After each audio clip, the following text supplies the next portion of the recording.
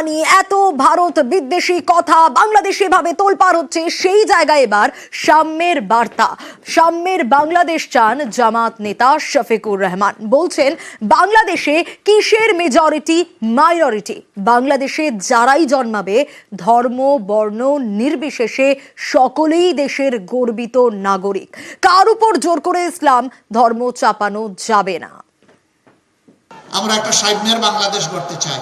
আমরা এই দেশে আর কোনো মাইনরিটি মেজরিটি এই কথা শুনতে চাই না। কিসের মেজরিটি আর মাইনরিটি? বাংলাদেশে যারাই জন্মগ্রহণ করবেন তারা সকলেই ধর্ম বর্ণ নির্বিশেষে এই দেশের গর্বিত মর্যাদাবান নাগরিক। এই দেশে সকল ধর্মের মানুষ তাদের নিজ নিজ ধর্ম পালনে কোথাও বাধার সম্মুখীন হবে না। ইসলামের ধর্ম কারো উপর জোর করে চালানো যাবে না। কোথাও কিছু হলেই সব করেছে জামাতে ইসলামী, কিন্তু আখের গিয়ে আর খুঁজে পায় না, প্রমাণ করতে পারে না, একটাও প্রমাণ করতে পারে না।